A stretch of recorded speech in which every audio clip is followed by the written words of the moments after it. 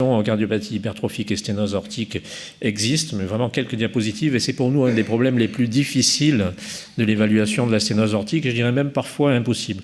Vous avez la même chose que ce que vous venez de montrer, mais en mouvement, mais cette fois sur une valve native, une sténose aortique. La valve aortique est ici. Et vous voyez ici, on va zoomer dessus peut-être après, qu'il y a un SAM, un vrai SAM, sur une valve calcifiée dégénérative. C'est une patiente relativement âgée également. Les couleurs sont un peu perturbées ici, mais on devine quand même que de la même façon, la turbulence principale apparaît ici très haut au niveau de l'obstruction aortique. Et il est très difficile parce qu'il faut bien comprendre que nous, quand on se met en Doppler continu pour essayer d'enregistrer les flux, on va mettre une ligne de tir unique qui va descendre ici, qui va traverser la première obstruction qui est l'obstruction sous-aortique et qui ensuite va s'engager dans la deuxième obstruction qui est l'obstruction valvulaire si elle existe. Ici elle existe, c'est un des cas où il y a vraiment les deux pathologies et donc il est très très difficile de faire la différence entre les deux et on va enregistrer comme ça des flux qui sont parfois un peu difficiles à différencier. Donc vous avez ici une sténose aortique avec un feuillet qu'on a l'impression qu'il bouge quand même et vous allez voir que c'est pas si évident que ça. Et je vais vous montrer les solutions qu'on a. Mais vous voyez que souvent, comme dans toutes les CMO, on a simultanément aussi un flux d'insuffisance mitrale qui est ici. Et on peut avoir sur le même tir Doppler les trois flux, sténose aortique, sténose sous-aortique de la CMO et insuffisance mitrale qui se superposent. Et donc, c'est vraiment cette association, c'est juste pour vous signaler que ne serait-ce que, et il y a un peu le diagnostic et le thérapeutique qui sont réunis sur cette diapositive, mais vous allez sûrement en parler, elle pose beaucoup de problèmes. Parce qu'il y a des erreurs dans la mesure du gradient. Le gradient qu'on va mesurer est parfois difficile à mesurer. Il y a une différenciation, comme je viens de montrer, du flux du rétrécissement aortique et du flux de la CMO qui n'est pas toujours facile à faire. Le calcul de la surface aortique est quasiment impossible. À la limite, logiquement, je vais vous le montrer, on n'a pas le droit de donner un chiffre de surface aortique dans ces cas-là. Les insuffisances mitrales sont très fréquemment non quantifiables. Et puis après, c'est ça, mais ça va être abordé, je pense, dans la discussion, c'est des patients qui sont à risque opératoire plus important. Le TAVI pose certainement des problèmes que vous résoudrez mieux que moi. Et si c'est une chirurgie combinée, c'est quand même une chirurgie plus lourde, mais ça, c'est vous qui nous le direz. Simplement pour en revenir à mon rôle d'échographiste, simplement pour vous signaler un truc très bête, c'est que quand on mesure un gradient à l'échographie, on applique une équation qui est incorporée dans nos machines, qui est l'équation de Bernoulli, qui est le gradient de pression autour d'une sténose, c'est P1 moins P2, 4 fois vitesse au carré, et le V1 est considéré comme négligeable.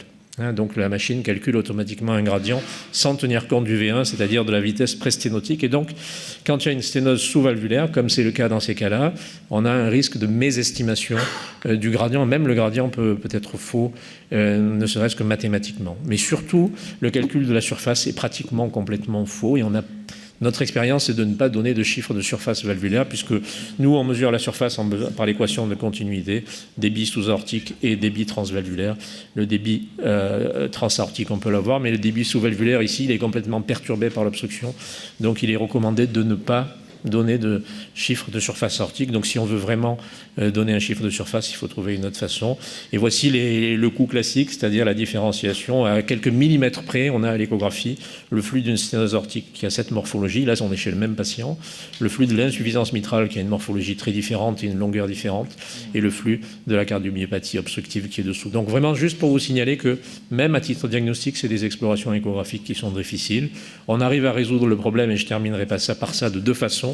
Ça, c'est pour les cardiologues de la salle qui font de l'échographie, et je pense quand même qu'il y en a. C'est d'utiliser toutes les voies d'abord, et notamment la voie parasternale droite, parce que là, on n'est plus dans l'axe de la cardiopathie, de l'obstruction sous-aortique, et on arrive à dégager vraiment la valve aortique. On a ici le ventricule gauche, la valve et l'aorte ici, et très souvent, on arrive là à dégager.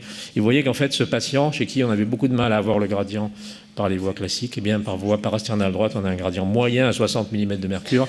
Donc cette patiente avait en fait vraiment sténose aortique très serrée et une cardiomyopathie hypertrophique sous-aortique.